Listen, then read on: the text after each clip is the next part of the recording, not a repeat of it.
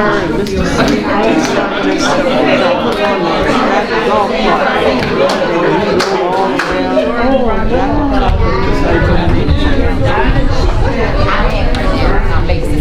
right, you can get ready to take their seats. We're going to get going here on this party this afternoon. Good afternoon. Good afternoon. My name's Heather Erst. I am the Director of Tourism Development with Visit Annapolis in Anne Arundel County.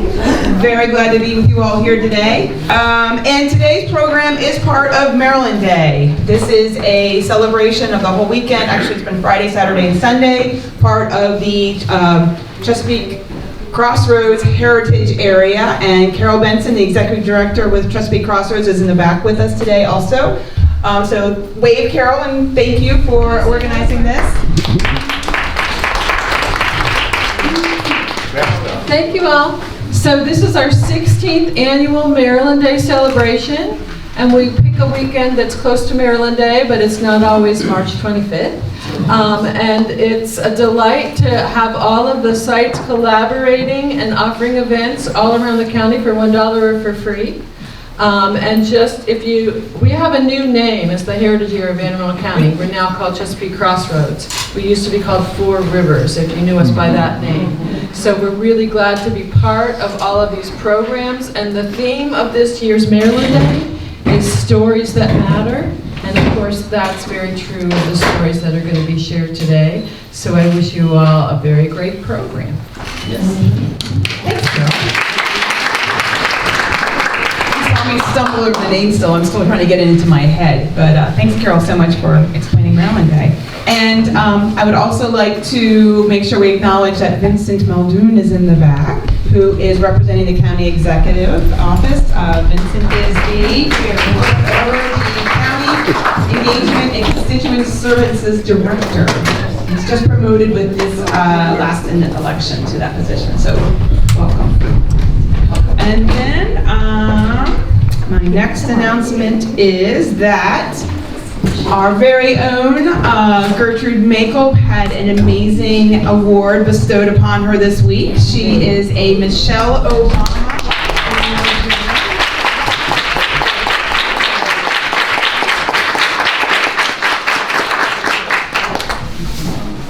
And I can be handed off now to Roger. Roger, you're on.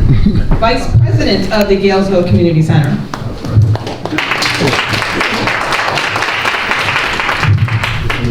Good morning. Good morning. Let me show y'all can hear me. I have to leave my feet.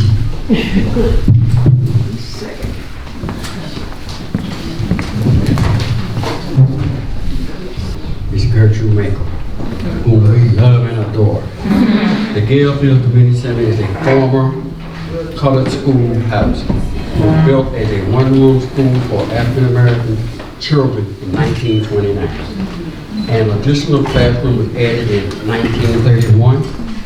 The school closed in 1958. The Galesville Community Center resides in a historic Rosenwald School of Galesville. It was built as an elementary school for African American children in 1929 as a one-room school and expanded to a two-room school in 1931 as part of the Booker T. Washington and Julius Rosenwald program. The community center was renovated in 2010 through 2011. It now has a state-of-the-art commercial kitchen, bathroom facilities, and 2 outdoor sheds which represent the outhouses that they used to have back in the day.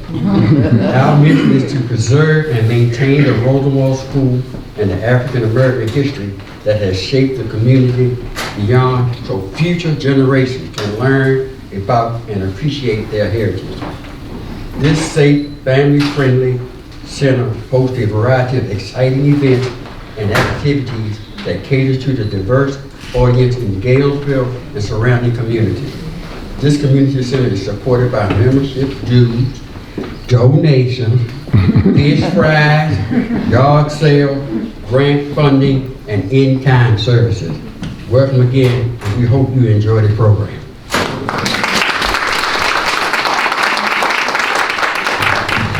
Good evening, everyone. Good evening. Or should I say good afternoon? Good afternoon. All right. Well, I'm going to get ready to pray. So if I pray, y'all know what we're getting ready to do, right? No. Oh, we getting ready to throw down. It's time to eat. Father, in the name of Jesus, we thank you, Lord God, for this day. We thank you, Lord God, for bringing us all together for such a time as this. Thank you for this event today. And Father God, we ask right now that you would bless this food. Bless the hands that prepared it, Lord. Bless Miss Gertrude's hand, Mushy's hands, and everybody who had a hand in it, Troy. Father God, we thank you, Lord God, for these hands. And we ask now, Lord God, that you bless the people that's receiving this, Lord. In Jesus' name we pray. Amen. Amen. Amen.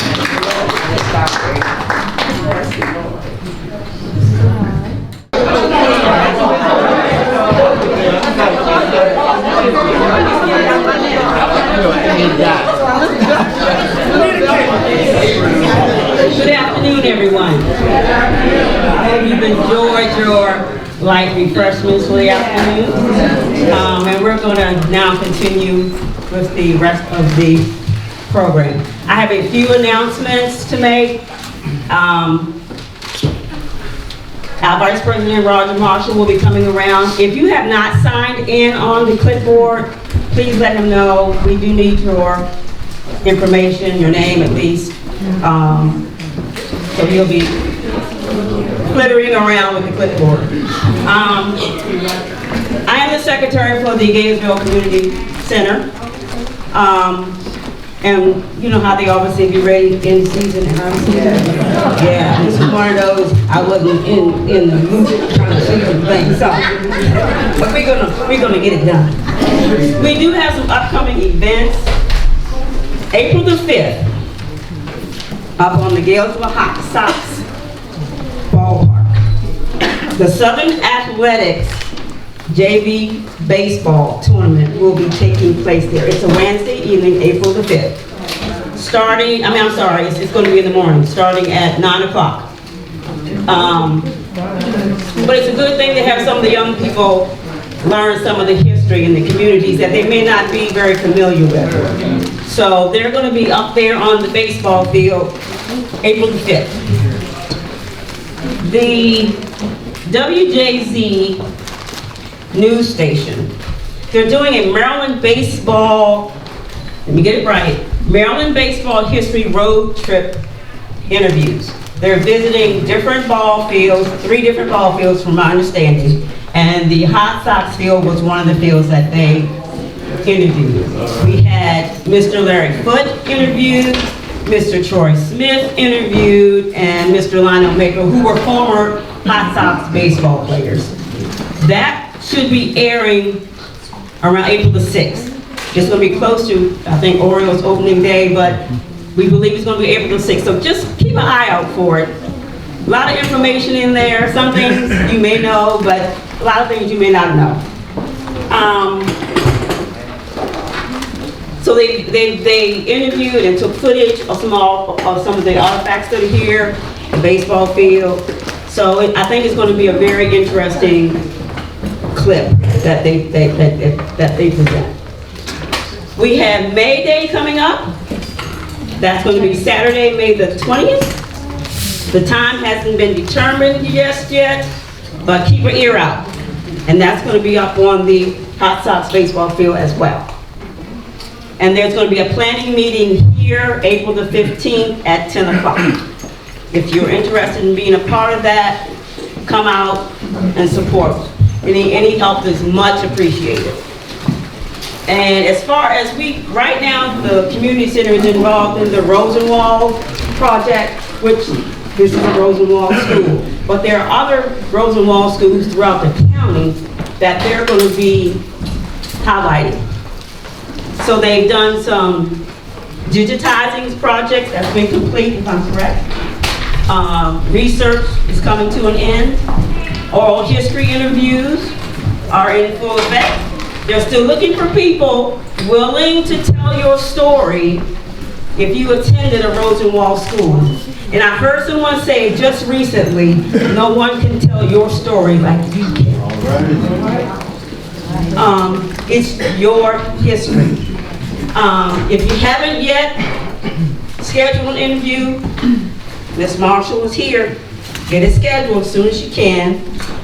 If you have any memorabilia, artifacts that they could use, much appreciated. And if you're interested in being a part of the documentary, you can see Lindra Marshall here and Miss Heather Erst. Is she still with us? Miss Heather right there. You can see them before you leave today. The other part of my job today is we are an organization that it's a few of us that are being members. We have members here, but you don't necessarily have to always be here to be a member here. But if you would like to be a member of our organization, we have membership cards, and if I'm not mistaken, it's $25 membership fee if you'd like to join. They'll be available after the program. If you'd like to join, just ask for one and we can get you one. Any support is much, much appreciated. Thank you for your support up to now. We appreciate it and hope you enjoy the rest of the program for the day. Thank you for your time.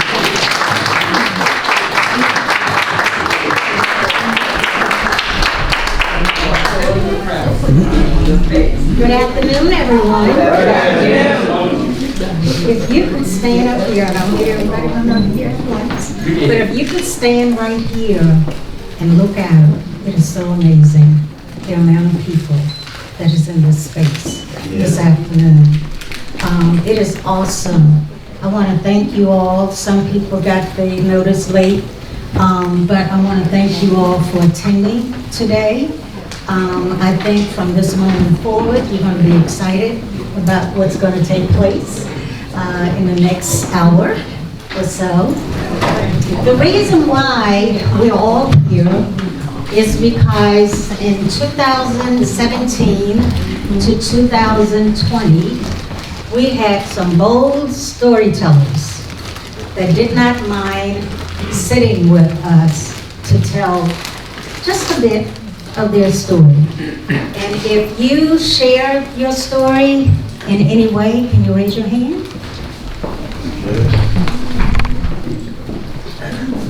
Thank you. Thank you. And because of COVID, we weren't able to do, have a celebration. But I didn't want it to go any longer, simply because we lost 3 of those storytellers so far, okay? So, and we want more stories. So, we're here today to witness the stories that many of you all told. But it's not the full story, it's just a snippet. We call them mini clips, okay? We added a little imagery to it, just to kind of be like a little teaser, because we want you all to go on the website, okay? Now, if you know someone that wanted to be here today and couldn't, they still have an opportunity to see it. Where's Heather? It's going on the Facebook page. So you'll be able to upload it or see it on the Facebook page, and it's on our YouTube channel. So Galesville Community Center does have its own YouTube channel. Okay. Thank you, Heather. And Mike? Please, Mike. But because we have a few bold people that told their story, they will get to walk away with a copy of this presentation that you're going to see today, okay? Along with some other goodies, all right? And with us today, we have 2 very important people from the county, which is South County, okay? And they have some goodies that they're going to be sharing with the storytellers. So if you don't tell your story, guess what happens? You don't get anything, right? So I'm going to have each one of them to introduce themselves. And how do you want me to call off the names? Okay.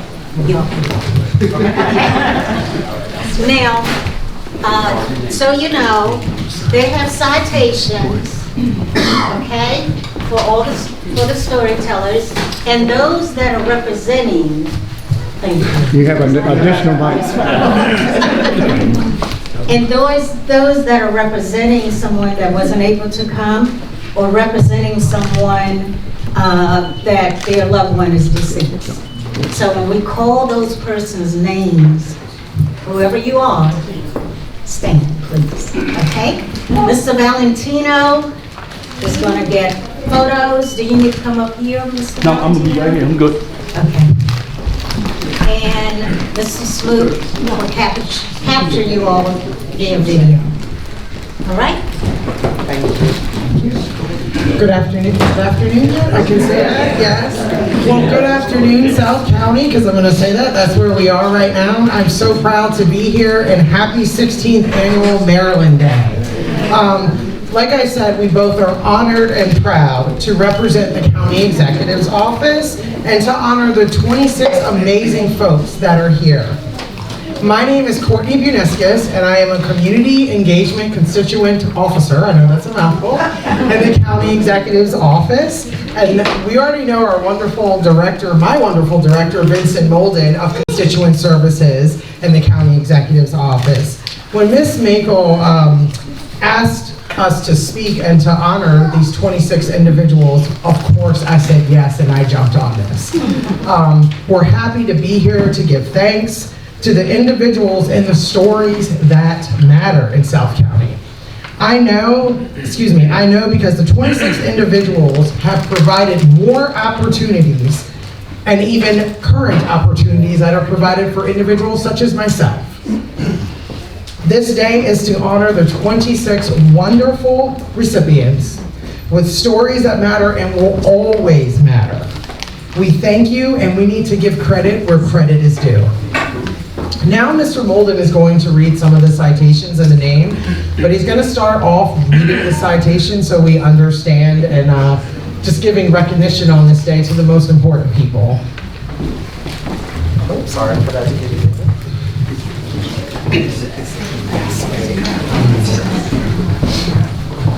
All right, thank you, Courtney.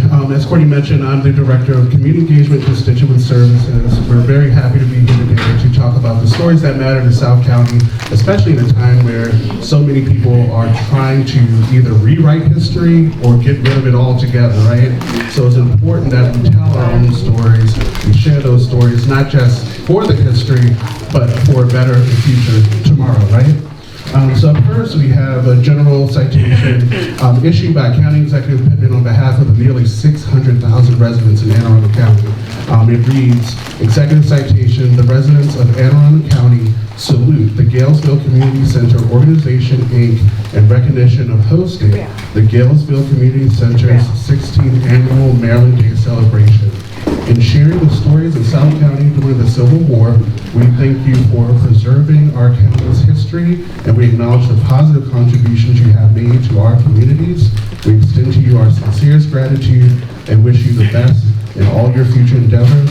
Thank you for helping to make Anne Arundel County the best place for all, right? So that's to the Galesville Community Center. And then we have... And then we have citations for the 26 storytellers who participated in this documentary. So I'll read that. Is it too loud? I need to talk louder. You're good. I'm sorry, I'm like right by the speaker, so I sound really loud to me. Oh, the puff in between. Okay, the muffle. Okay. Let me see if I can control that. So this citation is for the storytellers, and I'll read one, and then we'll call out everyone's name, and then we'll give you your little goodie in the citation. So executive citation, the residents of Anne Arundel County, Maryland salute, fill in the blank, in recognition of sharing the stories of the South County during the Civil War for the Galesville Community Center's 16th Annual Maryland Day Celebration. We thank you for preserving our county's history, and we acknowledge the positive contributions you have made in our communities. We extend to you our sincerest gratitude and wish you the best in all your future endeavors. Thank you for helping to make Anne Arundel County the best place for all. So first we have Brian Trivers. Yes.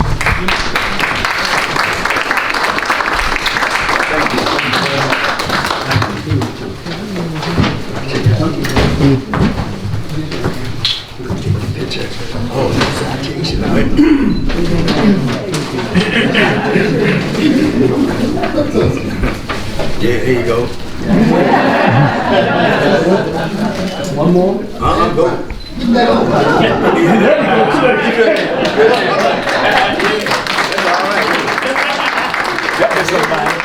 Okay, up next we have Anthony Smoot. Anthony Smoot. You want me to run the camera for you?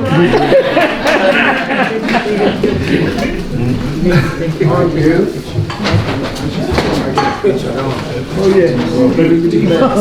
I did. There you go. Everybody look this way. One more. Fantastic.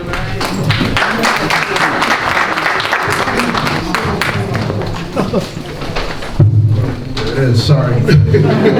Professor Dale Green.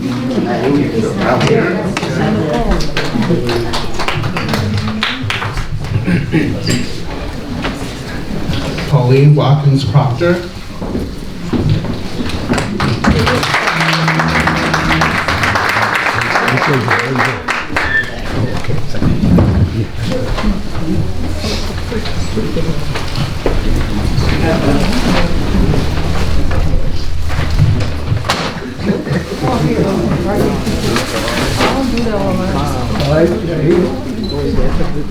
One more. Fantastic. Thank you.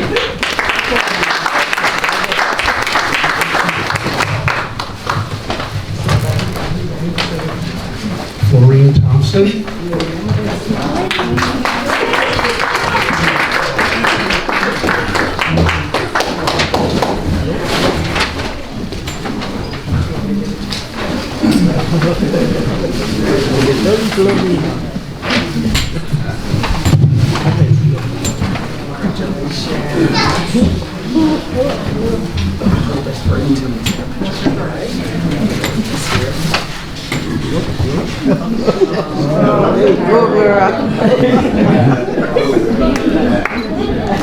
One more.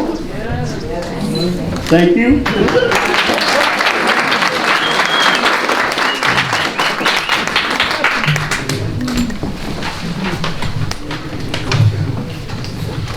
To Rhythm and Colors.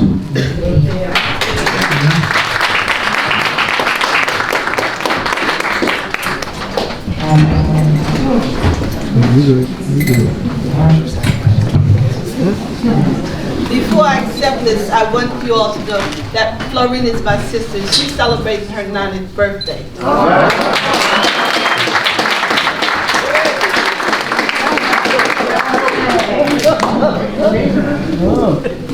Is today her birthday? Oh, okay. One more? It's almost 91. All right, thank you.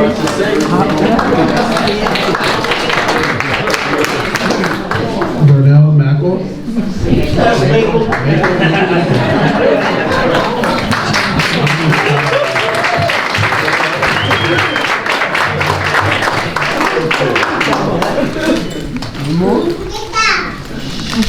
Thank you. Thank you.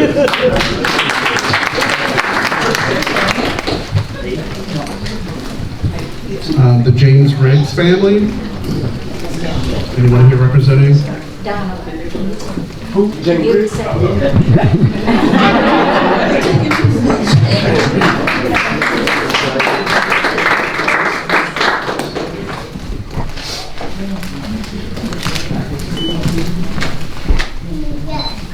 Thank you.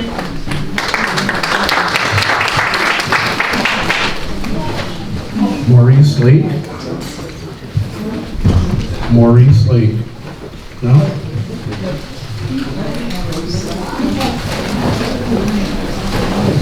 Donald Smith.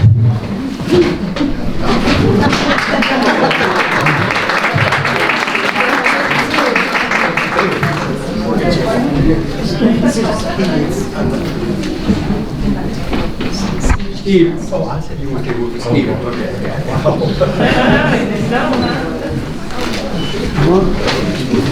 Look at me. Good, thank you.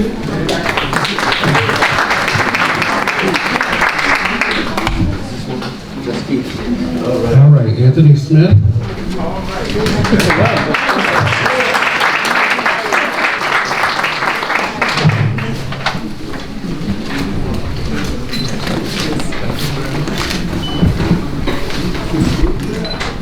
Thank you.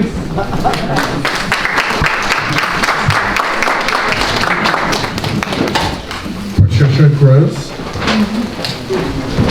Patricia Gross. Yeah, okay.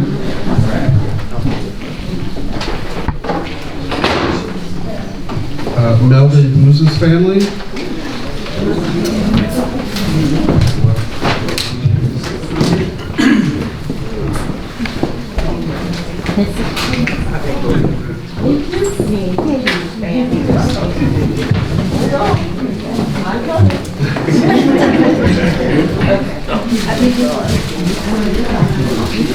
And I just want to say that Florine Thompson is my dad's sister, and Aunt Dot, that's my dad's sister, and my brother is one of the, I think he did an interview recipient, yes. So thank you on behalf of. And your uncle. Oh, that's my uncle, that's my mom.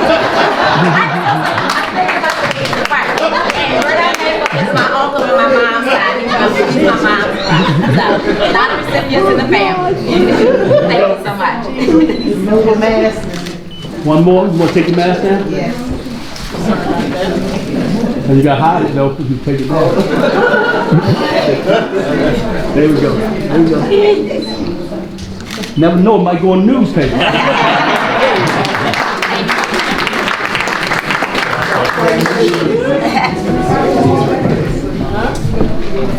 Frederick Blues. That would be me. It's great.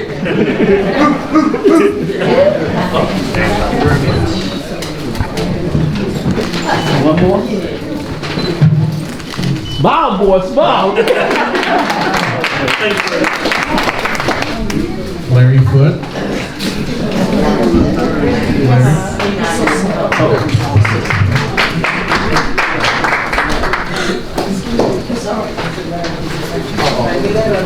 I ain't even waiting.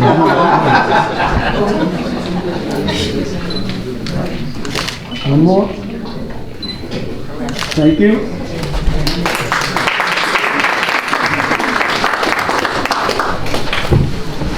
Daniel Easton's family.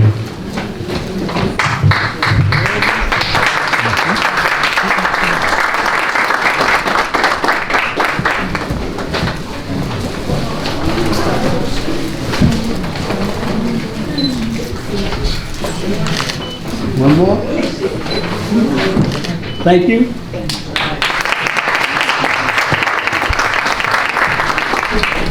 Betty Turner.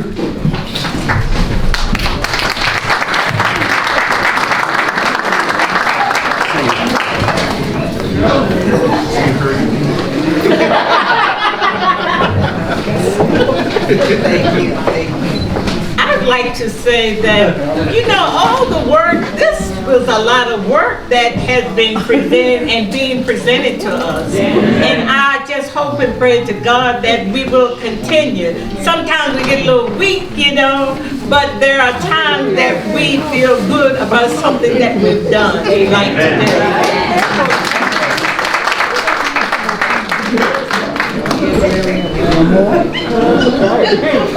Thank you. Thank you. Ellen Watkins.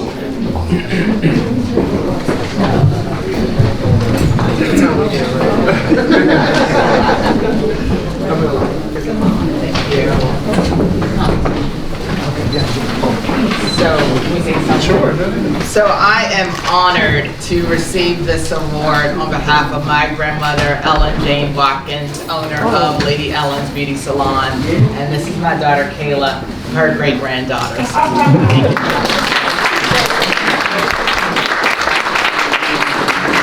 One more. Thank you. Thank you.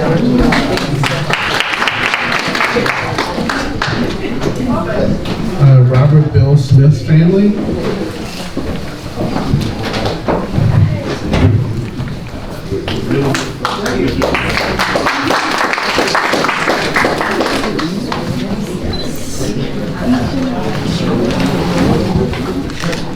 One more.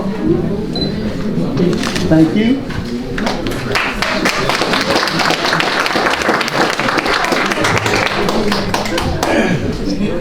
Nelson Brown.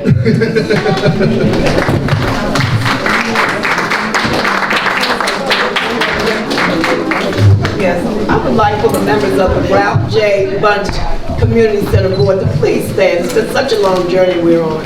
Please stand. All right. Because we are a team, right? Right.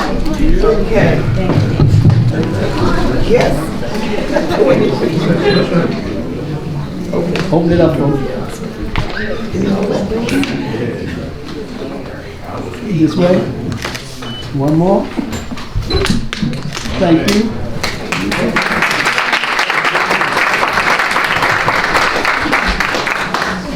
Lindra Marshall. Lindra Marshall.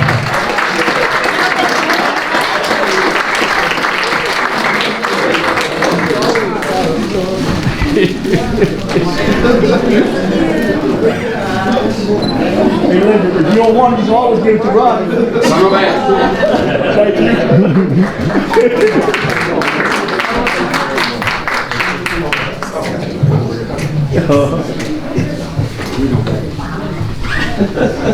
Tammy Hall.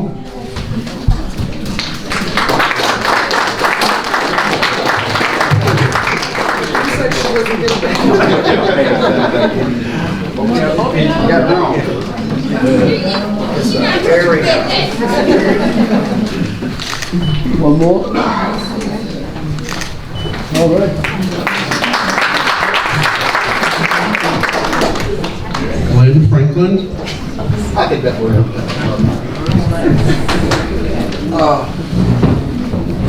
Take a picture, please. Come on, picture, please. You take a picture, please. Your mouth.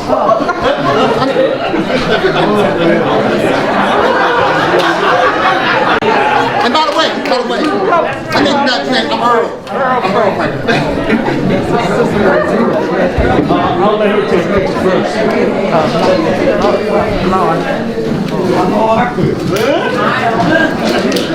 All right, now stay there. Stay up. Stay there.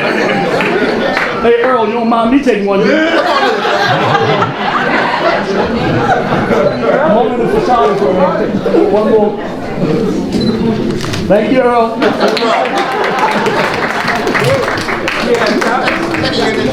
Congratulations, Earl. Congratulations. Hey! Helen Sharps. Oh, thank you. Helen Sharps. Helen Sharps. Take it, man, take it. Huh?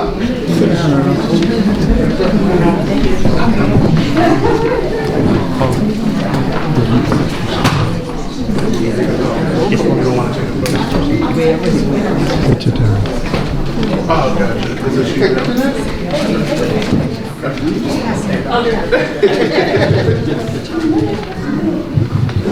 Renee Purvey.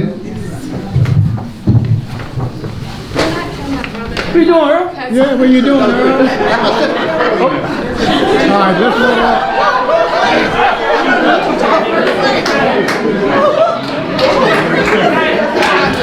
Thank you, Earl.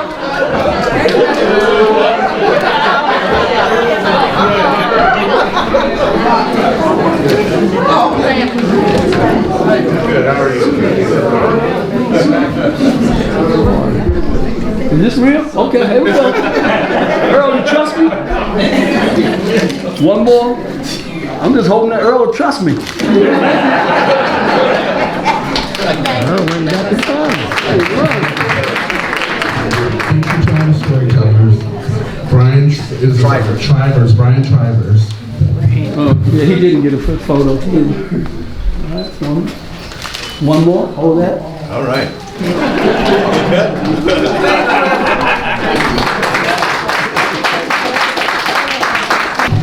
you all so very much. So the next time I walk around and say, anybody have a story to tell? We're gonna have more people raising their hands, right? So without further ado, we're going to show the video presentation. And I want to thank Mr. Anthony Smoot again. He works with me day and night, around the clock. And even late last night, I sent him a help text message. But you're going to enjoy this. If you have to leave, we understand. Please leave quietly. The video presentation is in alphabetical order by community. And so the first clip you'll see is a briefing of Professor Dale Green, who's a part of the organization, who wasn't able to attend today. And then we will move right into Columbia Beach. Do we have any people here from Columbia Beach? All right. Crownsville State Hospital.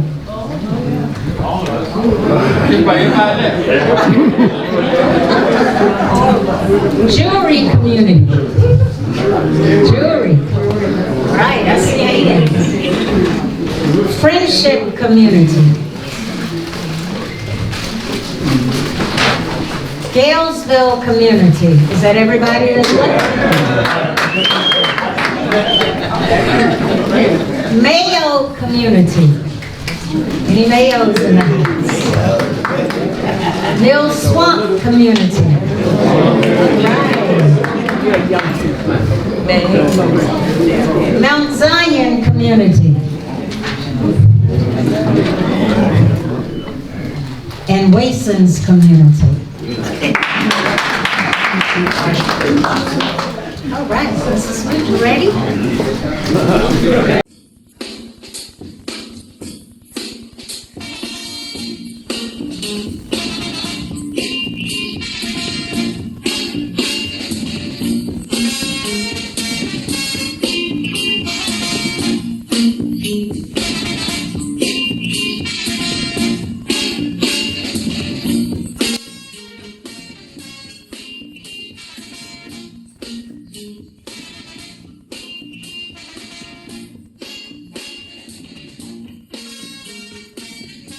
I am Dale Green, a professor of architecture and historic preservation at Morgan State University. The story of civil rights in the African American community is a rich and a long history, mostly starting in the early 1700s and with the arrival of Africans here in America. This year also marks the 400th anniversary of Africans' arrival to Jamestown. Our history is truly all around us. We have a remarkable history as people of color. I'm often reminded of a colleague at Harvard University, Professor Henry Louis Gates, and his most noted quote when he says, "Wherever you go in history, you will find that there were black people who made contributions, but their contributions have often been lost, their contributions have been obscured, and their contributions have been buried."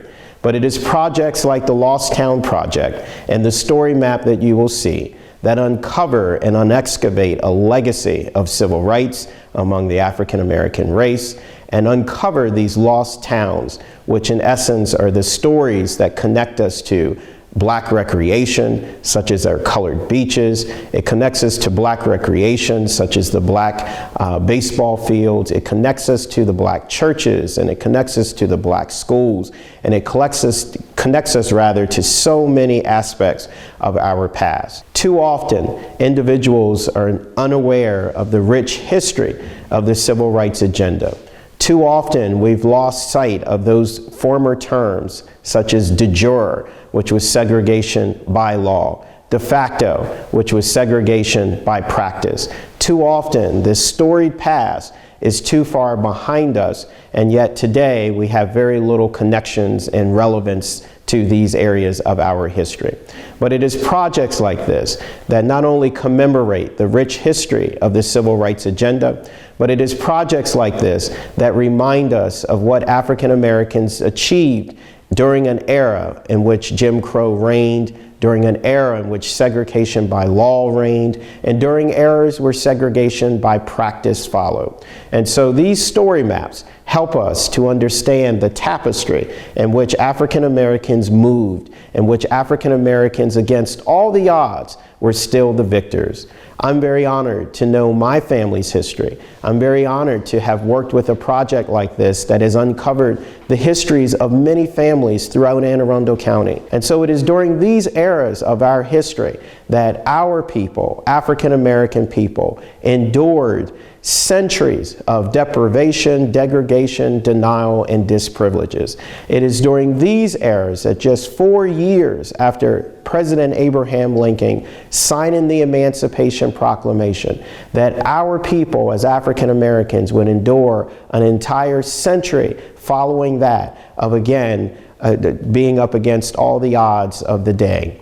And so we are very honored that a project like this, the Lost Town Projects, the story map, connects us to not only race, but it connects us to the place and it connects us to the time. And so again, we ask that you enjoy this rich tapestry of story maps that chronicle the rich history of African American history and culture, legacies of civil rights throughout Anne Arundel County, and the Lost Town Projects. All right. First of all, I'd like to say I'm honored to be before this body and giving testimony about Shadyside and Columbia Beach and all the wonderful people and experiences that I've had and other people have had, you know. Some things have been kind of sad, you know, but that's just the real world as far as things that, you know, either went on during those times because that was in the midst of segregation. So as you know, that wasn't pretty, but there were people that did want to reach out and mix and, you know, come along. We had a beach right next to our beach. This Columbia Beach was a black beach, but we had Cedarhurst right next door, which was a white community, and they had a great big billboard up there of what they did not want there. One was no Jews, no Negroes, I can't remember everything that they had, but I mean, it was a big list of, but those were really only ones that really concerned me. So they didn't want us there. We didn't go there. I mean, we had it all down here. We didn't need nothing they had there. Right. You know, as you can see, they come in here. Right. Yeah, but Cedarhurst Road, you know, there was a place called Jim's Country Kitchen, and it was a bar and restaurant. Black people couldn't go there. When black people wanted beer or whatever, they go around to a window around the side of it, and they give you whatever you wanted at that window, but you're not going through that front door. If you go through that front door, they try to say that, they call it a drop in. You drop in, that's it. You don't make that mistake. And I'm quite sure somebody did. That's how they got the reputation. But you know, all in all, basically things were peaceful, except late at night you just had to know, you know, where you're going and you know, who you're with. You just didn't mingle and wander, you know. And you know, Avalon Shores, where they had the fire department. Black people, they don't even think about wanting to volunteer because these are all volunteer fire departments. Right. Don't even think about it. Then of course they had the two segregated elementary schools down in Shadyside. Lula G. Scott was what they named the black school. But later on they had Shadyside Elementary, white, Shadyside Elementary, colored. And that's the way it was. People were, they would come in, white people would come in and hawk their vegetables and fruit, no problem. The ice cream man would come in, you know, they jingling, ain't nobody chasing him out of here. You know, you ring that bell, the Jack and Jill man's here. And so we enjoyed it. Then of course we had the boat races down here, which brought, you know, brought a lot of, you know, white and black folks together. You know.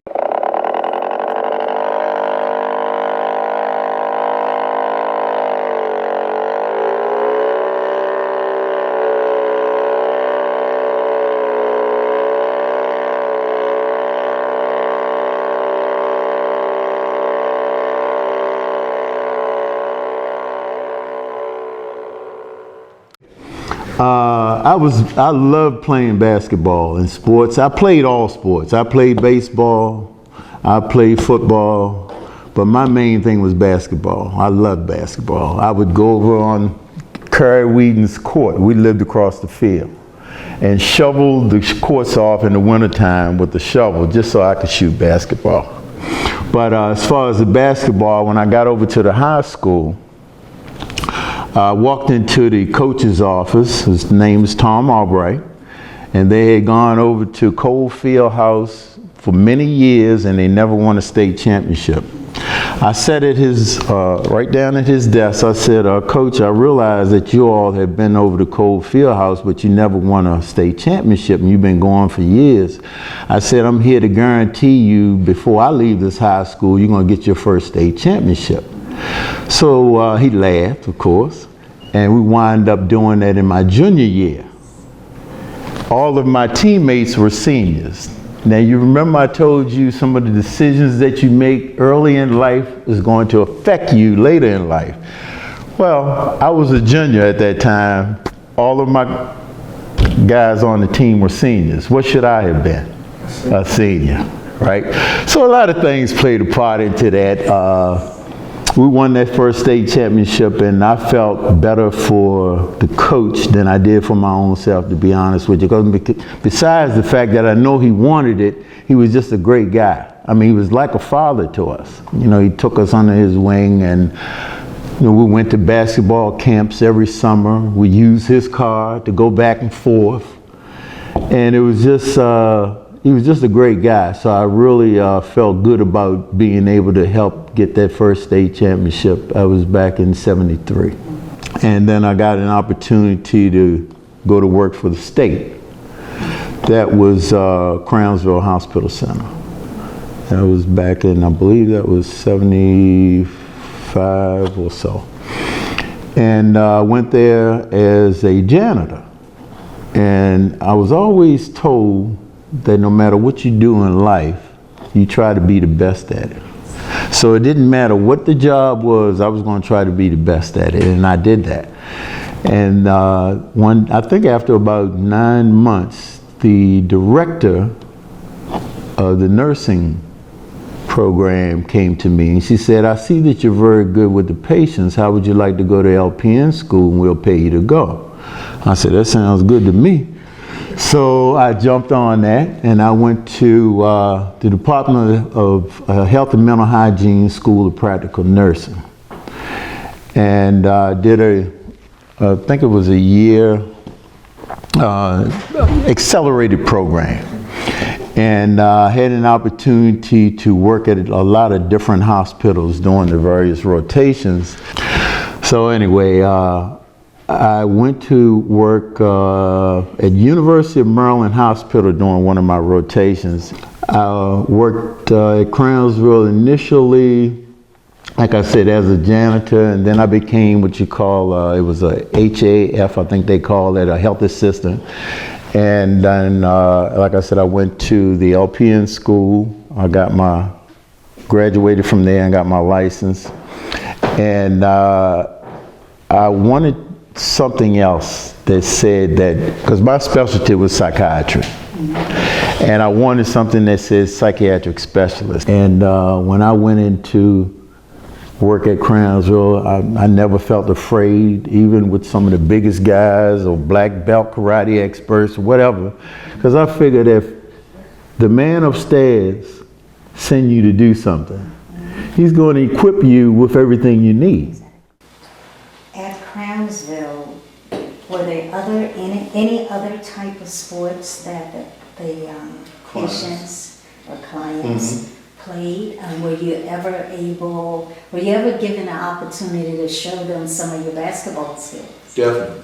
Yeah, and we would allow some of them to play with us, those that were capable. And they thoroughly enjoyed it, because some of those clients, nobody wanted to take them out because, you know, they felt like they were going to run or just do something that they wouldn't be able to handle. So I think they enjoyed the fact that when I came around, I would give you a chance, you know, regardless. You try to run, You know, at that age, I didn't have no problem. I could run you down. But I let them know that if you do that, I said, then that tells me that you don't want to come outside anymore, because I'm the only one taking you out. You know, but I didn't have those type problems. And it was just an interesting, like I said, if somebody would have told me coming out of high school that that's what I was going to be doing, I would say, you must be out your mind. I said, that ain't me. But you don't know what you are. When a man calls you to do something, you go with it. You know, some of us live all our lives and never know why we're put down here. But I just felt like I was blessed to be able to know what my purpose in life was, and that was to help people who had a hard time helping themselves. When I first heard about this project that you're working on, I was excited because Crownsville was a very important part of my life. I spent 38 years there.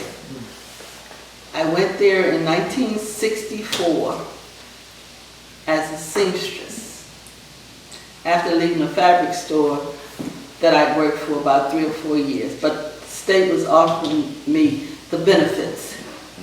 So I chose to go there to work with the benefits that they were offering me. Of course, I love what I was doing, sewing. When I got to Crownsville, I was a little reluctant to work there with some of the, what we call at the time, the patients, because of my fear not being knowledgeable of the mental health program. I ended up enjoying every moment that I was there at Crownsville.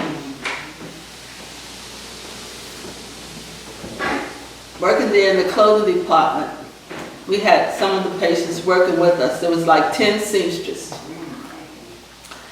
along with maybe 5 to 10 patients would come in and assist us. They were not permitted to use the sewing machines or the scissors or the knee, but they were did a lot of mending, or they would assist us when we were cutting the garments that we made. A lot of the wear apparel we made. We made pajamas and gowns, dresses. In fact, we did employees' uniforms. There was 21 pieces on those uniforms. I remember them very well. The employees, when I started, were wearing uniforms. They had a laundry there also, and the laundry did the uniforms for the employees. They would, because the laundry had the facilities to do the starched uniforms there. In fact, the laundry did the clothing and linens for the patients when I started. After about less than 10 years working there as a seamstress, the position of supervisor came. And I took the test and passed and became supervisor of the clothing department, which gave me a title of clothing service manager. Within those 10 years, we no longer had the patients working. I don't know when that stopped, but we no longer had patients working with us. But we still had a staff of about 8 linen service workers and seamstresses. Still making most of the items. And then eventually we went to ready-made items like the dresses and the gowns, and even the staff uniforms. The clothing department supplied the buildings with their linens and window treatments. We did the offices also with flame retardant fabrics we had to have in the areas where the patients were.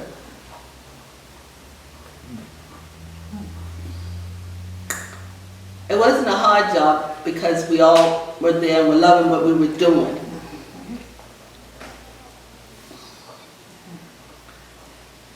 It was something that, like I said, I enjoyed doing my 38 years there at Crownsville. The patient population, which one of the ladies that you interviewed were talking about. When I started, we had over 2,000 patients. And when I left, and 2002, 2002, may have been 200. As of January 1st, 1960, was my first day at Galesville. I worked in an office named Patient Placement. This office took care of the census of the whole hospital.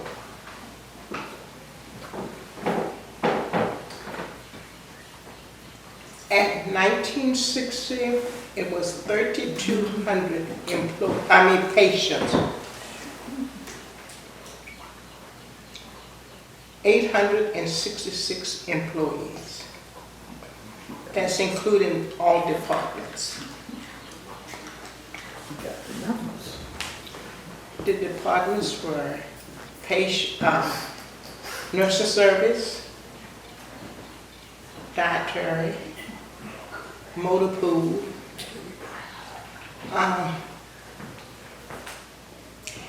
camping out building, which was the activity building, and they also had office spaces.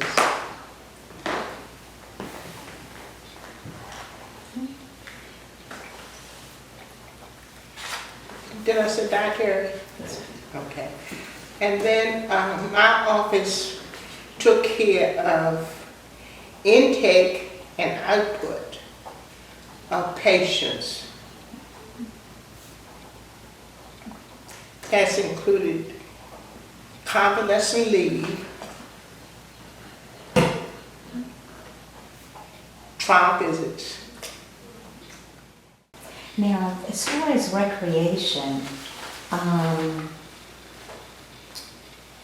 activities, what was some of the recreational activities that you recall the patients or clients engaged in? You mean what activities the patient was engaged in? Yes, ma'am. Oh, they were engaged in a lot of like outdoor sports, bingo, basketball, and we took them on trips. And the ones we took on trips from each area was patients who had met the criteria where they could go off grounds. Okay. We would take them to Baltimore, to the park, to the baseball game, the Orioles game. But they were all selected patients who had met the criteria of going off grounds, like Group 3 patients. But I went to Crownsville. Sister Hurd Holt got us all jobs at Crownsville, and she put us in all departments. I was in the dietary department in B building, and that's where I started out as a dietary worker 1. And we could work ourselves up to dietary worker 5. And the money was good, and I stayed there. And so after I got to be a dietary worker 5, I went and took the tests to advise myself up a little higher. Then I went to be a food production worker. After I got the position of food production worker, that's working with the cooks and you doing their backup work. And I said, well, if I can do her backup work, I might as well take the cook test. And that's what I did. I took the cook test and passed it. And you could move up from cook 1 and all the way up to cook 3.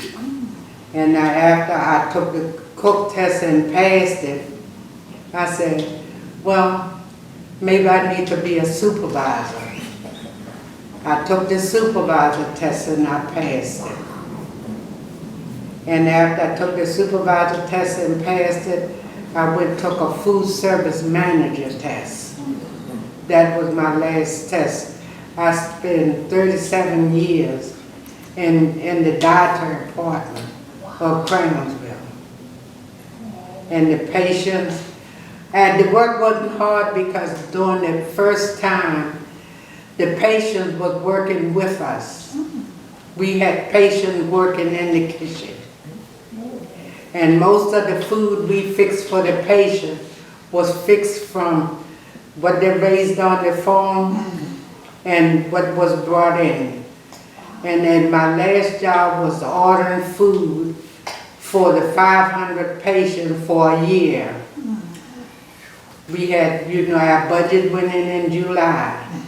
And we had to turn over records of how much food we would use for a year. And I enjoyed working at Crownsville. It was fun. Everybody was nice. And we, only trouble we had when we send the fried chicken out there, the employees would eat the food and call back to the kitchen. And then if I tell them I counted the food, then they said, that Watkins is something. That she don't cheat down there counting the food like she brought it.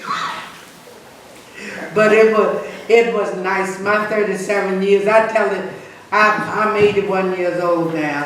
And I tell the children now, they say, Mama, if they hadn't closed Crownsville, do you think you would be there? I said, yes, sitting right behind the desk watching y'all.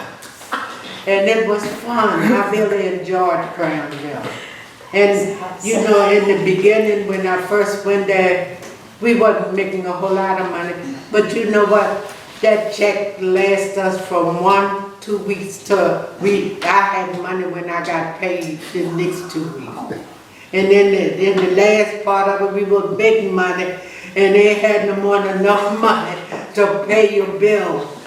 It was great at Crownsville. Yes, my name is Donald Smith.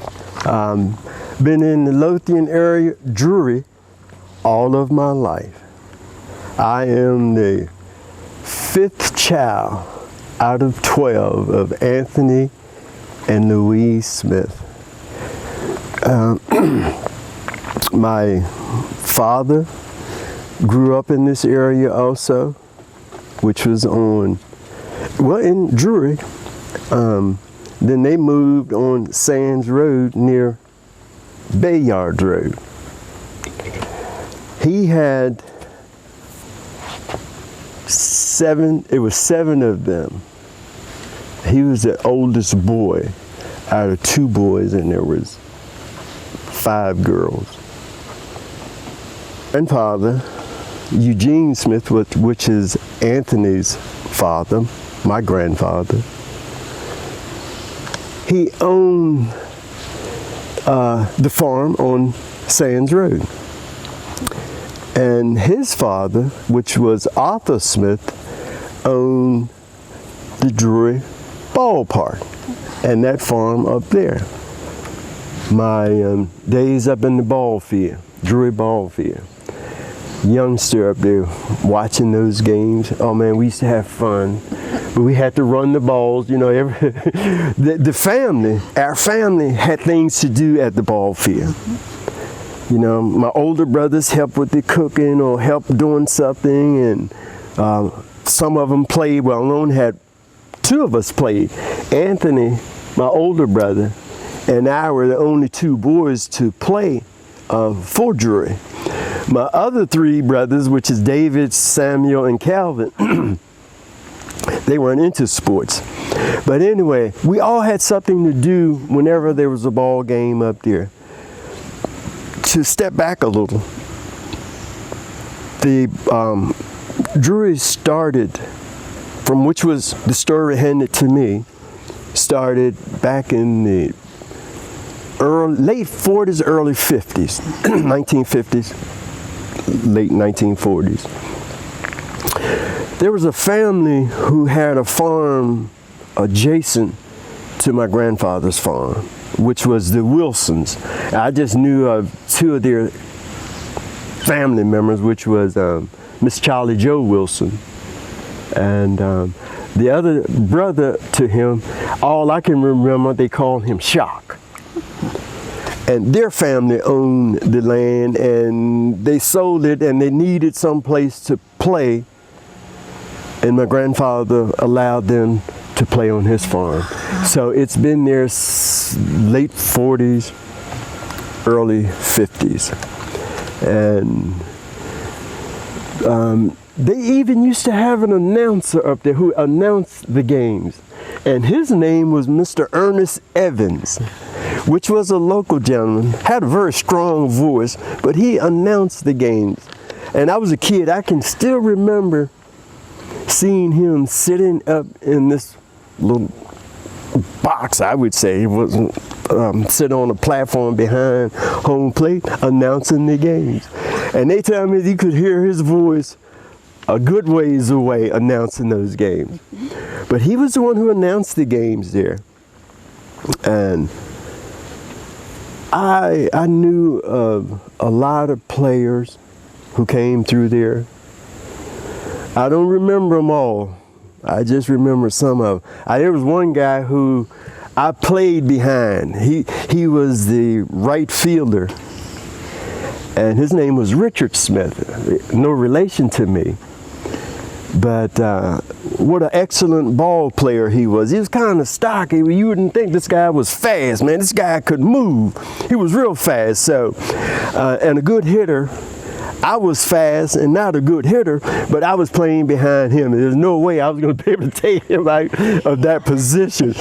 So every now and then I did get to play on the team. I was 16 years old when I started.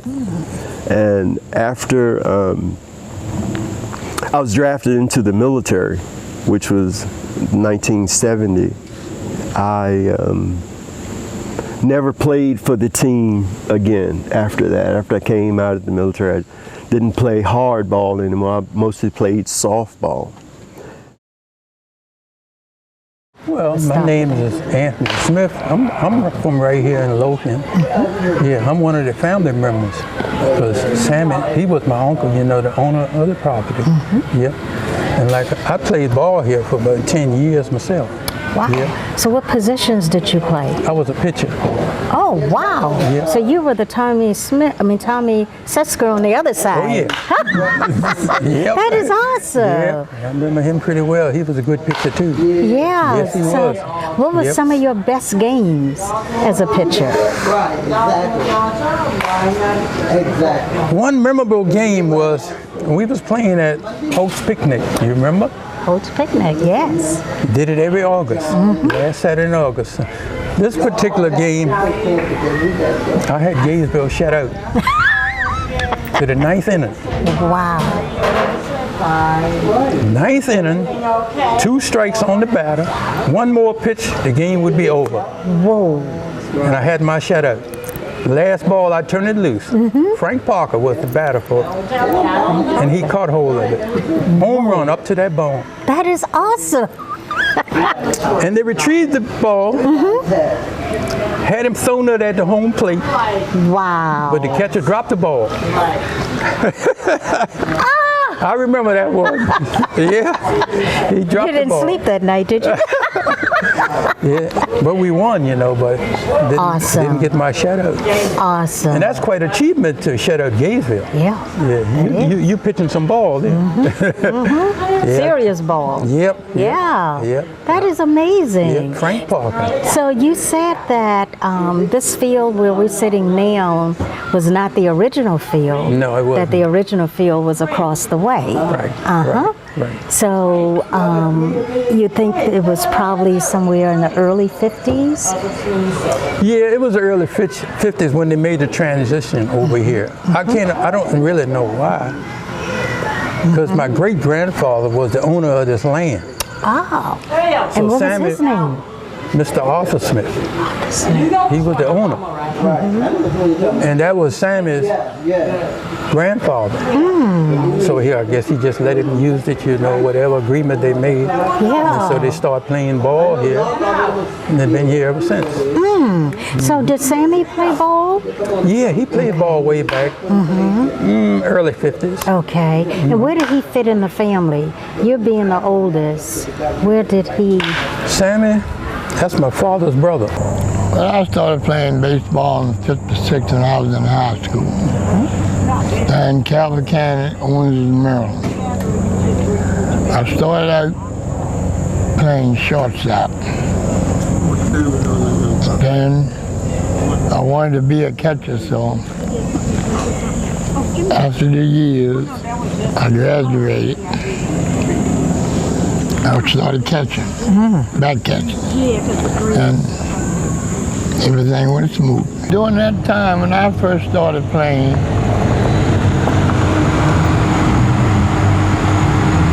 it was black team playing against black team. There wasn't no whites playing with you know, against us. Right. But then guys that, after it went along, started mixing in, blending in. And now, shit, you think, I mean, it just seems just like a family of people. They're all mixed up together. Exactly, exactly. Yeah. And I understand that kind of took place in the 60s when... yeah, it was the late 60s. Right up here. I think it was, but might have been 10, 12 years ago. We was playing Swamp Dogs. So the score was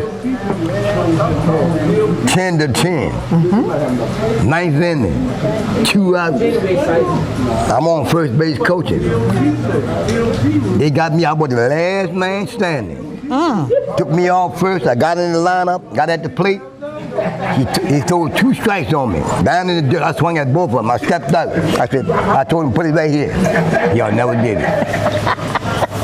Wow! That up 2 second base, scored that run from second to home. 11-10, we won the game. Went on to the playoff and won the championship after that.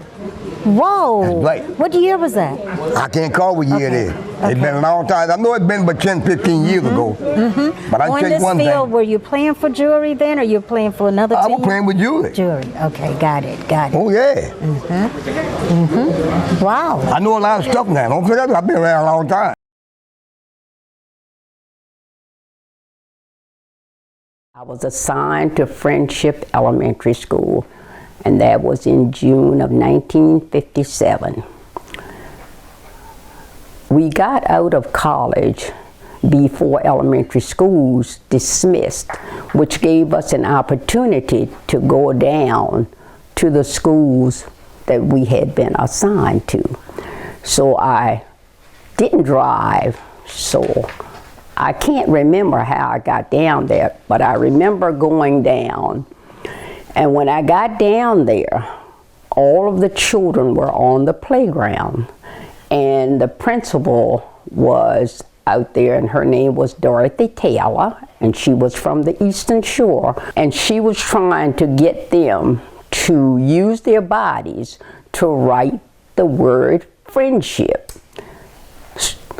And she kept having them to just practice and practice. And I walked up to her. She could never get them turned around. The word was always upside down. And I walked up to her and I said to her, "Do you mind if I help?"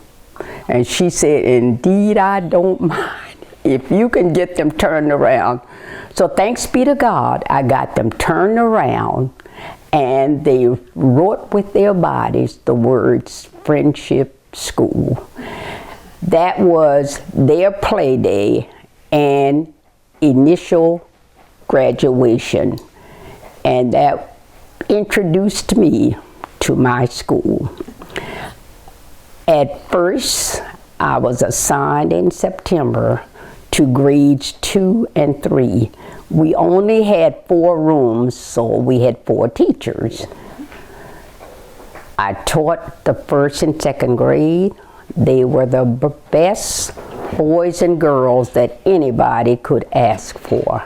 Not only were they good students, but along with what they had been taught at home, they were the most mannerly children that I had ever taught.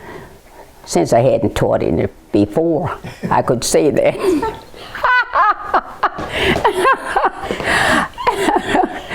But they reminded me, when I went to Africa, I said to them, you remind me of the first class that I had, because the children there were so mannerly and so respectful of adults and each other.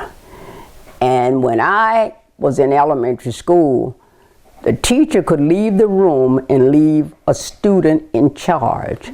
And the children had respect for that student who was in charge. This was the same situation at Friendship, and this was the same situation in Africa. I was at Friendship for 10 years, from 1957 to 1966. And during that time, the latter part of my career there, my time there, integration came about. Well, actually, it was passed in 1954 when I was in college, but the law was not enforced. And Miss Sarah B. Jones would come around and say about what can we do to speed it up? And my thought was this: enforce the law. If you enforce the law, all of us will come out the stall at the same time and we will have an equal chance. But we didn't do that. We waited in this county until 1966. My name is Fred Booz. I am a direct descendant of my family from Galesville, Maryland. I currently reside in Churchton, Maryland, a few miles from here. My fondest memories of my childhood are from Galesville, which is where my mother and father both grew up.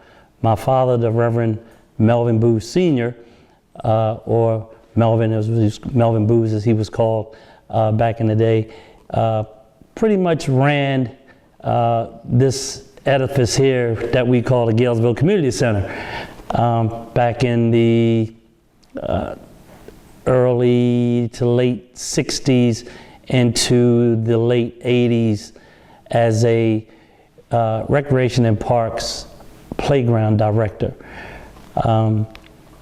My dad, a retired teacher, educator, always wanted to be around kids. It always seems as though we were always around somebody's kids all of our lives. Living in Galesville, there wasn't much to do. We played amongst each other. We're all family. My dad's story is pretty unique around here. Everybody that knows my dad knows that he would do anything to keep the kids occupied in the community. Thus, him getting into, after school was out, he picked up the job of being a recreation and park camp director, or as we used to call it back in the day, it was called playground. My dad, roughly, I'm going to say, probably did that for the better part of 30 plus years. He loved doing it. He would get up early, get stuff together to take to this building to have the playground up and running by the time 9 o'clock came and the kids got here ready to enjoy themselves for about 4 or 5 hours of just arts and crafts, games, and the like. As a kid, my brother and I, we would attend the camp. I want to say my first experience as a camp kid was at about 8 or 9 years old, and the camp was pretty much all Galesville kids, African American kids. Not that the camp was segregated. It was only that the only kids that were in this part of Galesville were the black kids. So my dad didn't turn anybody away, that's for sure. He would take whoever would come here to come to camp, whether they had money to pay, their parents had money to pay or not. My dad made sure that they got the camp experience. Melvin Booz Sr., Box 183, Churchton, Maryland, 20733. My birth date is 9/12/30. I was born in Galesville. Then I directed the playground up there for 25 years for the County Recreation Department in the summer. And I taught basic adult education right up at the, right when you go out, it's a old, call it the community center. Basic, like just. So it wasn't GED. This was. Yes, it was GED? like for GED, but we didn't give the GEDs. But it was like a beginning. Yeah, those who had been to like 4th, 5th grade, didn't go any further. They would. Some of the parents, Right. So I've done quite a bit. Yeah. For the building of Galesville. I want to talk about my hot sauce career. Well, it just started back in 1963, I guess. 1963. I guess I was about 10 years old. And a guy by the name of Baldy Turner, he lived up, you could run through the pathway and get to his house, He used to gather us up and take us all down to the field. We young kids, give each one of us a hoe, just so we can hold the grass out the field, showing us maintenance, showing how to keep maintenance on the field. So like on Sunday, we come to the ball game, have a good time. Everybody get in line because everybody want to run balls. We run ball, 10 years old, run balls. We ran balls all day, 9 innings, run ball, happy as a lark, run ball. Run down through the woods, duck on behind, look on trash can, wherever the ball falls, you try to get the ball. And the main thing was after the game, you run on down, you young, you run on down here because they always had fish fry down here, Jack. You know what I'm saying? You laid over there, be laid out back here, those fish be popping out the skillet over there, man, over there. We had a good time. It was a good time, man. Because you met a lot of people, just a lot of families started, a lot of relationships started. You met all kinds of people. People came from all over. And then back in 1973, I'm getting a little older now. That sound good to you? I joined the Hot Sox then. I became a Hot Sox player, And my coach, he was John Maker. He was the coach, But it was all good,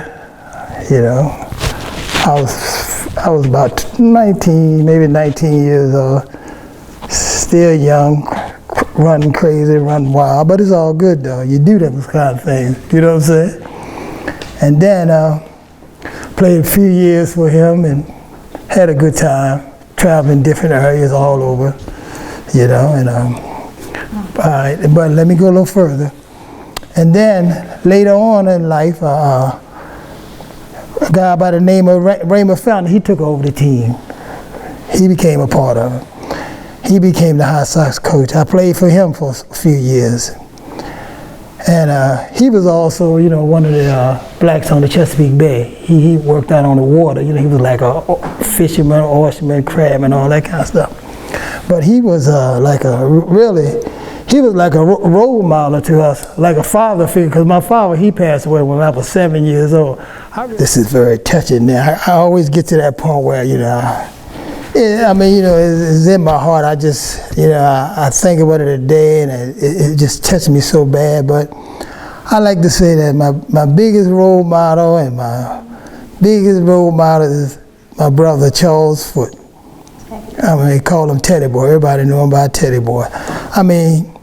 He was a Hot Sox baseball player. I mean, he was one of the best players. I mean, if anybody in the family should have been in the pros, should have been him. Because if you see him today, if he was walking around here today, he would have a baseball glove or something playing something with him. Because that was him. That was a part of him. That's how he rolled. And then he was an all-state wrestler back in the day. Yeah. But I had a plenty of role models because it was a lot of older ball players that you respect them, you know, and you just watched them and you just kind of like did a lot of things they did.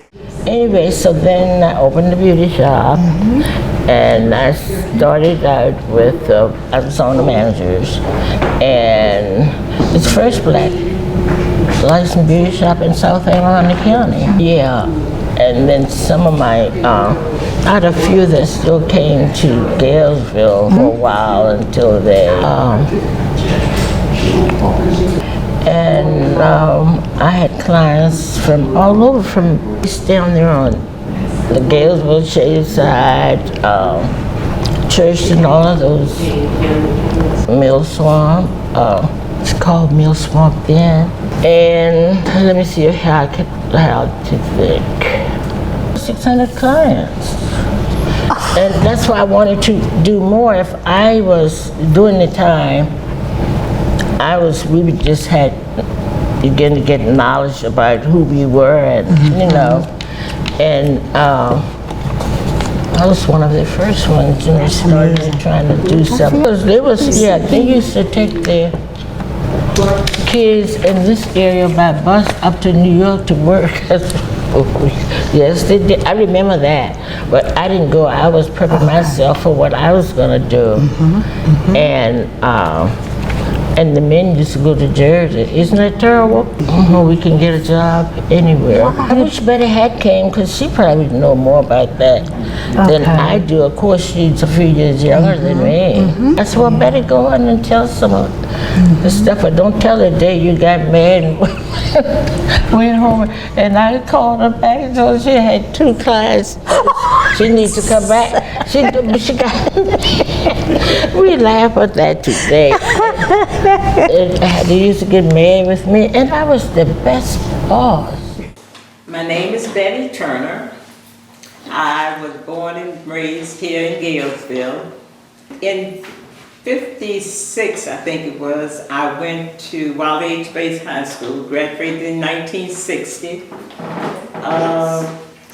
Came out of school, and I always wanted to be a cosmetologist.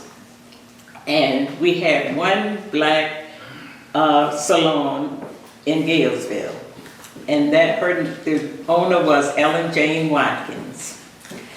And I went in her beauty shop, and I worked for up until September, from June to September.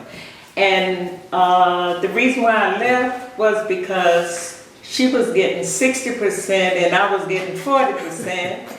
And I always loved clothes, but I always loved shoes the best. And I told her, I said, Auntie, I can't buy shoes with this. So she said, well, Betty, you know, you keep working and you will get more customers and you'll make more money. I said, okay. I said, well, you know what? The oyster house opened up in September, and I'm going to shuck oysters. And she said, oh, okay. So one day I actually left without telling her. And she called me and said, Betty, you have customers waiting for you. And I said, well, I guess you have to do their hair because I'm not coming back. I didn't went through the real slavery like some people went through, but I had a touch of it. I had a touch of it. When you went down to the top side, you had to go around to the side window to get what you want, still going into the door. And that's why I don't go in top side too much today. Or the kind of, I think it's a black person running the top side, but I still think about what I had to do back in that time. And I'm still thinking about how you can get better in life, learn from life what went on in your life. And I've been very important that I'm trying to better myself every day. Every time I do something wrong, I try to make a better of the wrong that I did. And I tell my children the same thing. Yeah, I had the opportunity of meeting Dr. Martin Luther King in Washington, D.C. I had opportunity to go to the conference. And I went to the church that morning around 9 o'clock. You know, ain't too many people when you go to conference, you know, ain't too many people there early in the morning around 9 o'clock. But I went there that morning because I always go early because I want to get a parking place. And I went in that morning and I wondered what's going on, why all these people, no parking place. And I didn't know who he was.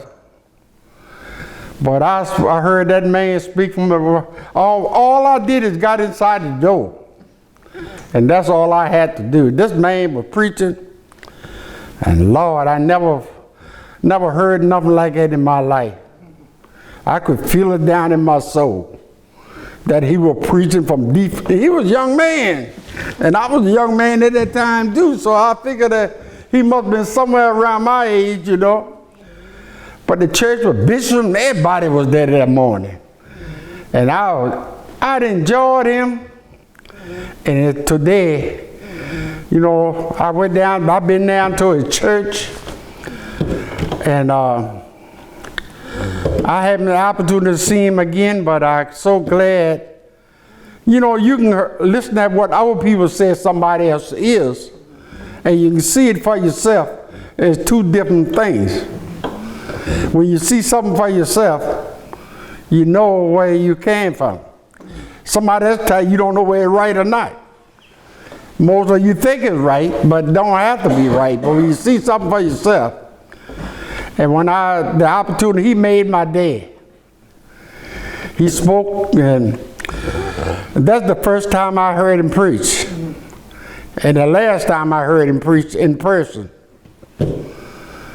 But I'd say to my man, he really did something to my life. I wonder how could he live and all that he'd been through and still didn't believe in violence because the way they treat him. And he didn't believe in violence because violence don't get you credit for nothing. And every child, regardless of their race, if they lived in Mayo, first job was Beverly Beach. Beverly Beach. First job.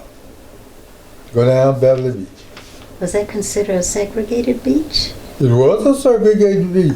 There wasn't nothing down there. Wasn't nothing down there. That big sign up there saying, well, not a segregated beach. White only.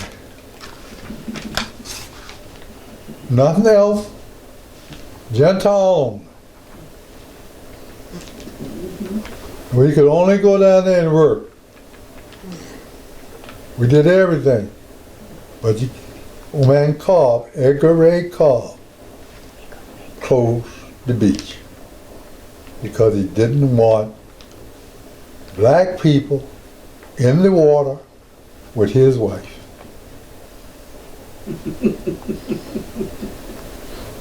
That is the truth. But we put down the sea nettle net, he put down a net from, I don't know, I can't explain how big it was. It made it out of wire. We put down slats, and then we put the wire down, and then we put down slats on top of it to hold it together. We was in that water every day.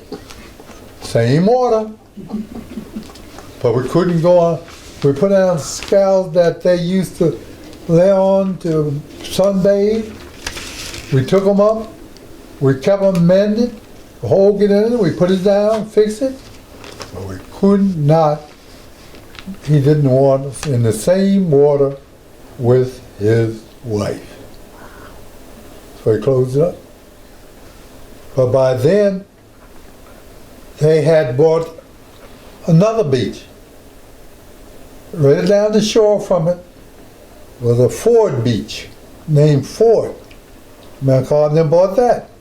He bought that. Same thing. So he closed that one too. Didn't want no black person in the water with his wife. Closed both beaches. Yep. Where did the black people go?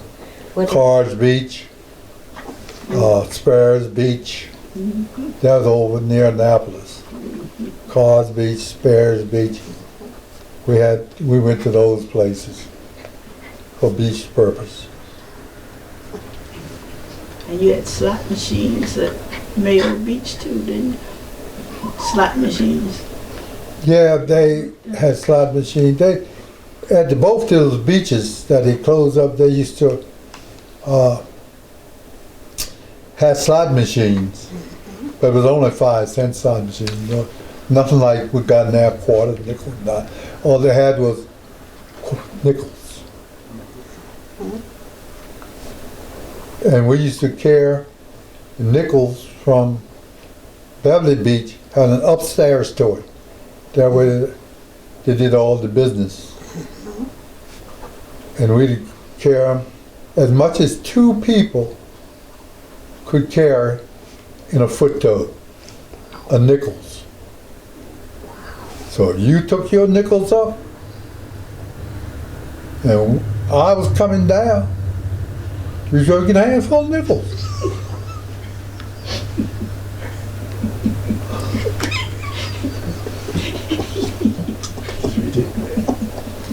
Go on down steps. He also many nickels. We carrying up the nickels. Wow. And then he had pavilions that he used to rent off so people could have parties. And he used to serve kegs of draft beer.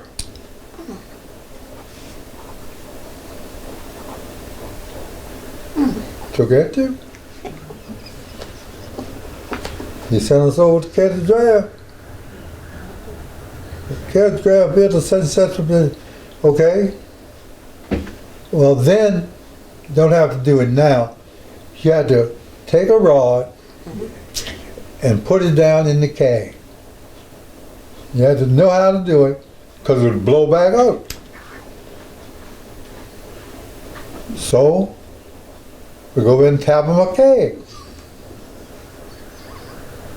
He might got a half a keg. Who the hell knows? Because whatever we took back out of it, we carried it back to the coal pot. Take another one. Kept that song. You know, okay, girl. It's amazing. Yeah, it was amazing. Yeah. It was amazing. He never bought no hot dog. Go over and take some out of each box till we get a box. Put the top back on. He didn't know what the hell was in it. He'd come back and get somebody else get some hot dog. They're gonna cook them anyway at the bar. They didn't care damn whether it was half a box, 3/4 box. Didn't care. We ate. I mean, we robbed him. We did rob him. Believe me, we robbed him. So I've become affiliated with the Ralph Bunche Community Center because the school is so special to us. At the time I started Ralph Bunche Elementary School, we had just moved to the community a few years before, and we lived at the end of Millswamp Road, nearest Route 2. And I can remember as a 6-year-old in the first grade having to walk from up on the Hardesty Hill, we called it, all the way down to Ralph Bunche. But you know, it was a different time, different era. I wasn't afraid. But in the winter, we had some bad winters. Nothing compared to these winters. I mean, our winters were really bad then. And I can remember my mother standing on the porch, holding one of my siblings and just looking at me. And I kept wondering, why is she looking at me? But I mean, the snow was probably up to here, and I had a long way to walk. And there were other buses passing us by because, you know, schools were segregated. And here's this little six-year-old girl walking. So she convinced Bates High School was in existence then, so she convinced the school board to pick me up with the high school kids. By that time, my brother, who was Charles, was walking with me, so she convinced them to pick me up so that I wouldn't have so far to walk. She must have been awfully worried, but you know, my mother's deceased, and it's just hitting me how worried she must have been. But you know, she was a fighter, and she was determined that her kids were not going to get to school tired and cold and whatever. But that was my experience. Other people had other experiences, but Ralph Bunche was a wonderful place to go. And I think that's where I get my love for writing and reading. A lot of emphasis was put on math, writing, and reading. And math was my weak spot, but they realized what our weak spots were, and they worked with us on those weak spots. But it just, my natural ability flowed when it came to writing and reading. And I had some wonderful teachers who really pushed me and got the most out of me. Good afternoon. My name is Lindra Pratt Marshall. I am from the Lothian community. In the 1950s, African Americans were forbidden to have children in Anne Arundel County Hospital. So our parents had to go to Washington, D.C., where I was born at Freedman's Hospital. But I was raised here in the Lothian community. I grew up on Solomon's Island Road, which is now called Old Solomon's Island Road. And as my family was growing, my parents was looking for a much larger home, so they decided to build a home in Deal. Between that time, we lived at the Rosenwald School No. 2, which is now the Pratt family homestead.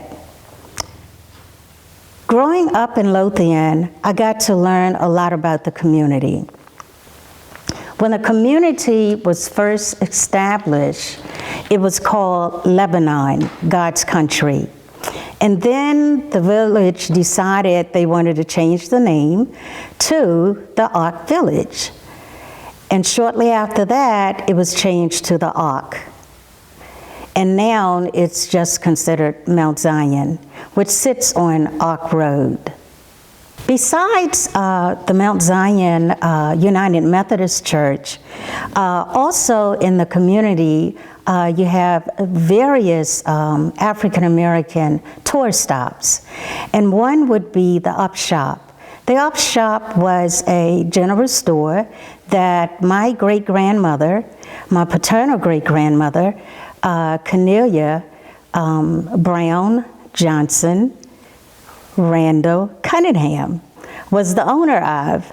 And the Up Shop was a place where the community could come, and not only in the daytime, it was a general store, and in the evenings, it would turn to a juke joint, especially on Saturdays. And so many of our relatives have shared that there was a bell that used to sit on the top of the hill. And I guess somewhere in the evening time, maybe around 4 or 5 o'clock, someone would ring that bell to let the community know that the juke joint was open. And so they talk about the good food that our great-grandmother would cook and prepare and have it ready for people. And they also, the men mainly talked about the conversations they used to have under a tree. Then there was an Elks Club. Well, I guess the Elks Club probably closed prior to my birth because I only remember stories about it, but my Uncle Sam pointed into the direction where the Elks Club used to be. There was also another general store called the Thomas General Store, and that store was owned by the Thomas family, who's also related to my family. And then there was Thomas Bus Company. Thank God for Thomas Bus Company, because our parents' generation had to walk to school, but my generation got to ride the school bus. And boy, let me tell you, it didn't matter what the weather was like, because we even went to school when the snow was higher than my height at that age. There was also an old post office, which is now demolished. And then in the 1950s, after the Rosenwald schools were closed, a new school was built, and that was also called Lothian Elementary School. That was a segregated school. And unfortunately, in 1966, when schools were desegregated, in my 5th grade year, passing to the 6th grade, was heartbreak for me, because I had to leave not only the school, but I left my family, my friends, and had to go to a land I knew nothing of. Hello, my name is Tammy Carroll Hall, and I am a descendant of William E. Step Pratt and Cornelia Johnson Pratt. We are the grandkids of Cornelia Johnson also. I grew up here in this community, and I've never left. This has been home all the time for me. I grew up here in this church as a little girl, and I'm still here. I've never ventured out into other churches, but I have supported them. Let's take a tour. We're now going to enter the Mount Zion Memorial Chapel. Here we have a photo of Mount Zion Church when it was first built in 1874. This is what it looked like as I was growing up. This is all I knew. These are the stained glass windows that are still here, and we still have them in the church of today. The steeple there was also there, but it had a bell on the inside, and they would ring the bell when it was time for church. Here's where we stand here in the midst of the middle of the altar of the church, where you have the pulpits where the pastors used to stand when they were talking. Here is the seating where we had to look forward to see whomever we had there. Here on the right, we have the choir loft where the senior choir and the men's chorus would stand every Sunday and sing their songs. Over here on the left, again, we have a choir loft where we had the inspirational choir, which was called the junior choir back then, and the chirps, which are now called the gospeliers. And here we have the original piano, in which we still have today over in the Thomas Educational Building down the hall, which is our fellowship hall. These are some of our former pastors that we've had here at Mount Zion. There is Reverend Durham, Reverend Hall, then Pastor Evans, Pastor Collins, and later the Pastor Rufus Abernathy, which left here and went to Annapolis. Here on this wall, we have former pastors that were here as I grew up. We have Reverend Rufus Abernathy, the Reverend George A. Stansberry, and which I was his secretary when he was here. Then we have the Reverend O. St. Clair Franklin, who came in with a spirit, and when you left, you had a spirit with you.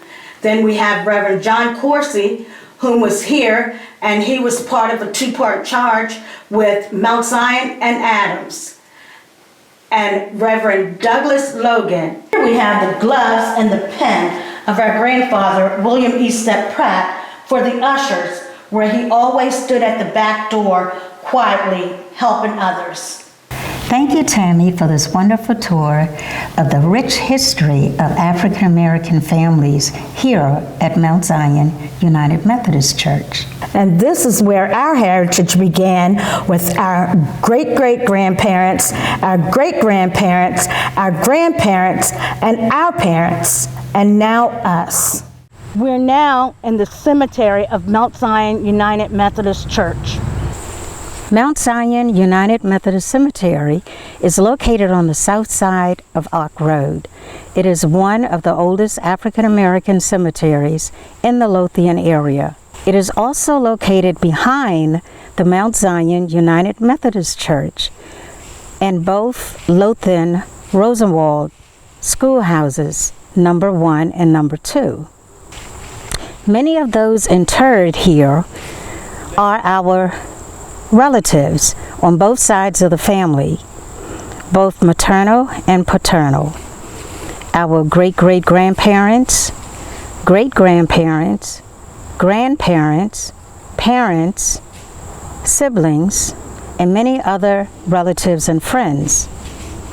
Some grave sites dates back to the mid-1800s, and as to date, many family members are still being interred here at the cemetery. Interred in the cemetery are many notables and some really fascinating individuals, such as those that served in the Revolutionary War, the Civil War, World War I, World War II, the Korean War, and the Vietnam War. So tell us about River Bend. What was it? What did it look like on the inside, the outside? Who were the people, some of the artists that came? Oh, the artists I had, everybody with James Brown. I had Magazine, Gladys Knight and the Pips. I had Bobby Blue Bland. I had everybody that I could get on the phone. I started off with Bobby Blue Bland, I think. He used to be at Carr's Beach, see. And when I got to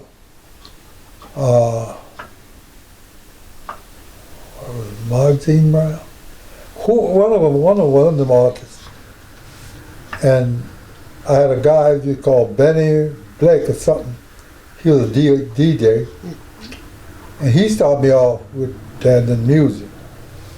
And this artist came in. She told me, said she was on break, and she said to me, I was in the little office I had down there, and she said, "Sit down." I sat down, and she said, "See that DJ you got there?" I said, "Yes." "You don't need him." She said, "You don't need him. That's a waste of money for you. Besides, it won't cost you no more money if you give me 4 o'clock in the evening than to do 10 o'clock at night. From 10 to 2, from 2, cost you no money, so you don't need him." Mm-hmm. And she gave me this number to call, and I'd call that number and ask them, "Do they have anything for one night stand coming this way?" So what about Hobby Adams? Did he ever come down? Hobby Adams started the disco. Okay. Hobby Adams came to the River Bend just to socialize, I guess. Mm-hmm. And he came in, and we were sitting down talking, and he said, "Why don't you have a disco?" I said, "Never had one. Don't know how to have one." He said, "I do." And that's what's called the disco, Hobby Adams. Hmm. Yep. And what did the disco consist of? Playing records. That's all you was, play records and dance. And all my children, all 3 of my children, when I had my first son, he put that on air. Second girl, he put next child girl, he put that on air. Mm-hmm. He did everything. So the people that came to River Bend, was that most of the local people that? Oh, not all of them, no. Most of them Well, some other places, I would go to Waldorf, or people come from Waldorf. I would say, that wasn't all local. PG County. Different counties, yes. Prince George, Calvert, Annapolis. They came all over. And I sold ribs, barbecue ribs out back. Fish fries, yeah. Most of the stuff then we had a cook, Miss Julia, I forget her name, she used to cook for them. And you know what? She made some giblet stew. What can you tell me about Riverbend and the barbershop? Okay, Riverbend was a place where people come from all over to come for dances and for affairs like having a motorcycle club there, get together there. And having cookouts, and then they turned it into a church. Church had cookouts and a fair. Right. Turned it to an antique place. That's what it is now. Okay. Okay, no, it was before that. Oh, okay. Yeah, before that, and now they turned into it was a place where you can go get food for people. Can get food. Now they're turning back into a antique place. Okay. Now, what can you tell me about Daddy? His name was Earl, and he always liked the song, "The Duke of Earl." I'm the Duke of Earl. Yeah. He liked his trucks. And he liked his fast motorcycles. And fast cars. Yes. People always had a name for him. Yeah, I was going to ask, how many names did he have? So it was Backstabber. Backstabber, Crip, and I think Fiddle Gross called him Dude sometime. Wow. So evidently your grandparents had Riverbend first? Right. Yes. Yep. And then he took over. After they passed. Yeah. Okay. Him and his other brother, Paul. He had a brother named Paul. They both was partners, you know. Oh, okay. Paul was a partner. Yeah, they, you know, both their parents' buildings had to, you know, work together on it. You know what I'm saying? Which he just deceased a couple weeks ago. My father's favorite saying, when something happened, he always would say, "Only the strong could survive." So as a little girl, was Riverbend still open? Do you remember seeing any movement? Yes, as I was growing up, yes, they had dances going on down there, and they had clubs, so they had car shows and stuff down there also. Could they be parked all back here in the field also? Yeah. So the motorcycle club. So what they do, like fundraisers and stuff like that? They had cookouts, they had meetings, and they did have fundraisers and cabarets, you know, dances and stuff like that. They had and cookouts, yeah. Now I understand that there used to be table and chairs outside. Yeah, well, they had added on. They had a grill, so they would sell dinners, and people would come and get dinners. They would grill ribs, hamburgers, and hot dogs on the grill, and people would come down there. And Riverbend, before it was painted white, it was pink. It was a pink building. It was a pink building.